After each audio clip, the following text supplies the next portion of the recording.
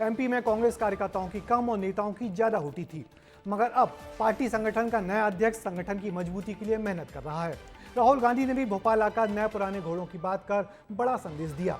राहुल बोले कि अब लंगड़े घोड़ों को हटा दिया जाएगा और लक्ष्मण सिंह हटा दिए गए।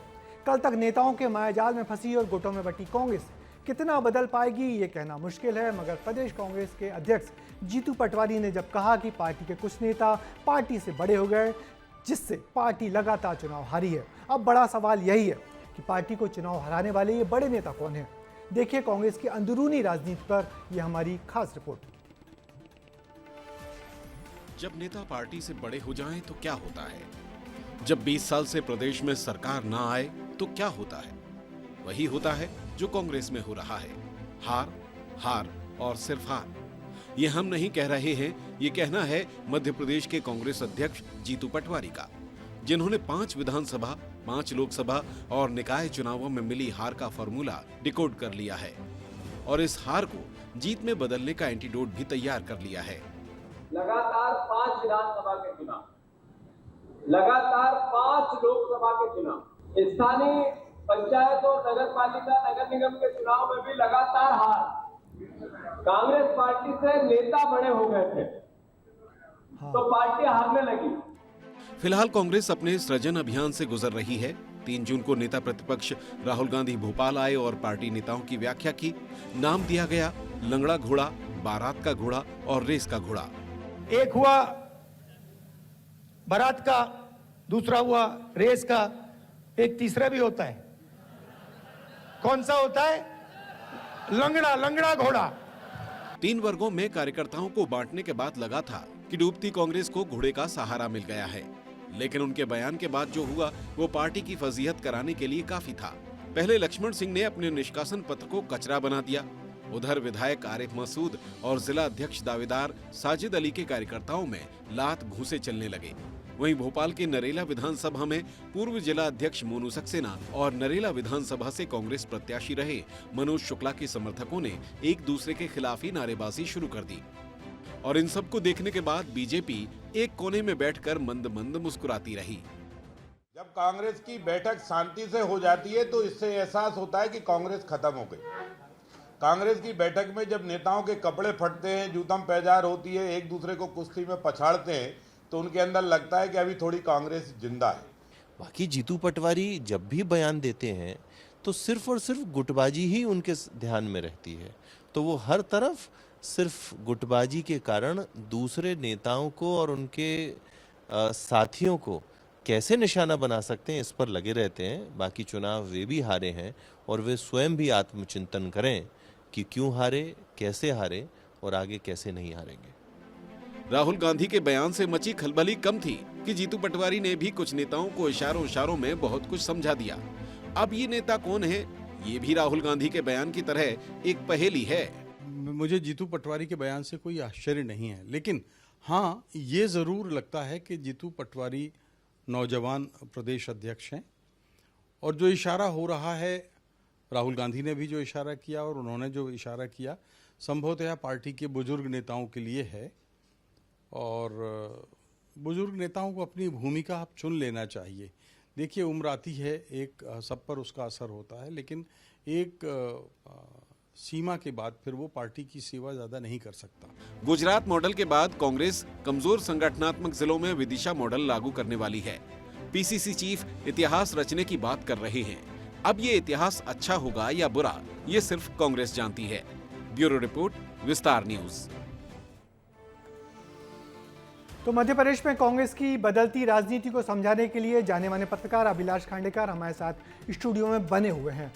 सर, मैं आपसे ये जानना चाहता हूँ कि आपने तो कांग्रेस का बड़ा पुराना दौर देखा है, अर्जुन सिंह के समय से आप लगातार कांग्रेस को देख रहे हैं। अर्जुन सिंह से लेकर जीतू पटवारी तक इस दौर में क्या आप कांग्रेस को बदलते देख पा रहे हैं? देखिए, आपने अर्जुन सिंह जी की याद दिलाई तो मैं आपको, आपके दर्शकों को याद दिलाना चाहता हूं कि अर्जुन सिंह मध्य प्रदेश के बहुत ही कद्दावर राजनेता थे कांग्रेस के, लेकिन पाँच वर्ष तक 1980 से 85 तक मुख्यमंत्री रहे। उसके बाद 1.5-2 साल बीच में बन के फिर वो केंद्रीय राजनीति में चले गए। लेकिन आपको याद होगा कि अर्जुन सिंह स्वयं ने कांग्रेस छोड़ के अलग से पार्टी बनाई थी। तो कांग्रेस में आपस में झगड़े और संघर्ष और नेताओं की जो जिसको कहते हैं वन अपनशिप, तो ये बहुत सालों से चलती आ रही। तो जीतू पटवारी ने यदि कोई निशाना यदि कुछ नेताओं पे साधा है तो मुझे नहीं लगता है कि कोई नई बात हो रही है। पर जब कांग्रेस की बात और बीजेपी की बात यदि अपन देखें तो बीजेपी अनुशासन को एनफोर्स करती है, कांग्रेस अपने ही लोग। अब जीतू पटवारी जी से पूछ लिए कि वो सिंगार से उनका जो लीडर ऑफ अपोजिशन है उनसे उनके क्या नाता है। तो जब यही दो बंटवारे हैं जो गुटों के यहाँ पर कांग्रेस में, तो कांग्रेस का जो साधारण कार्यकर्ता है वो किसकी तरफ देखेगा। तो जीतू पटवारी ने भले ही वो निशाना साधा हो, और हो सकता है वो कमलनाथ के ऊपर हो सकता है वो दिग्विजय सिंह जी के ऊपर हो, लेकिन अब ये दोनों लगभग ये नेता लगभग किनारे पे पहुंच गए हैं। और अब नई लीडरशिप यदि जीतू पटवारी पैदा कर सकते हों, तो उन्होंने खुद ने कहा है कि 5 विधानसभा और 5 लोकसभा कांग्रेस हारी है, तो जीतू पटवारी पर भी ये जिम्मेदारी आती है कि वो कांग्रेस संगठन को इकट्ठा करे। लेकिन क्या कांग्रेस संगठन इस तरीके से इकट्ठा होगा और क्या वो पार्टी में नई जान फूंक पाएगा, ये अगले कुछ दिनों में पता लगेगा। सर, क्या लगता है आपको कि इस वक्त कांग्रेस अपने बहुत बुरे दौर से गुजर रही है, इसमें कोई दो मत नहीं है, मगर कांग्रेस के सामने फिलहाल सबसे बड़ी चुनौती क्या है जीतू पटवारी के सामने? जीतू पटवारी के सामने सबसे बड़ी चुनौती वो ये है कि वो कांग्रेस के संगठन को बहुत अच्छे तरीके से मजबूत बनाएं और जो पार्टी का आम कार्यकर्ता है उसमें किसी तरीके का जिसको कहते हैं आत्मविश्वास भरे। अब प्रश्न ये उठता है कि अगले कुछ दिनों तक तो मध्य प्रदेश में कोई बहुत बड़े चुनाव है नहीं, तो ऐसी स्थिति में कांग्रेस को चुनाव नहीं है तो अपने जो जिसको कहते हैं they should set their house in order, उनको अपना घर ठीक करने का बहुत अच्छा समय है। जितने लड़ाई झगड़े आपस में सब मिटा के जब तक वो इकट्ठे नहीं हो, और इस तरीके से इकट्ठे वो हुए थे 2018 में, और उसके बाद में उन्होंने सरकार बना के दिखा दी थी जब सारे बड़े नेता इकट्ठे हुए थे। तो ऐसा नहीं है कि कांग्रेस की सरकारें बाकी राज्यों में नहीं बन रही है। बीजेपी कहती रहती है कि कांग्रेस मुक्त शासन या कांग्रेस मुक्त राजनीति करना है देश में, लेकिन कांग्रेस का एक बहुत बड़ा तबका वोटर्स में है और लोग चाहते हैं कि कांग्रेस जीते। लेकिन यदि राहुल गांधी या खड़गे या थरूर और इनके झगड़ों से यदि अलग होती है तो राज्य में भी उसका असर दिखता है। तो आज पटवारी और उमंग सिंघार यदि दोनों एक साथ बैठकर एक साथ लीडरशिप देने को तैयार हों तो निश्चित रूप से उसके एमएलए और बाकी कार्यकर्ता भी उन लोगों के पीछे खड़े होने के लिए तैयार होंगे।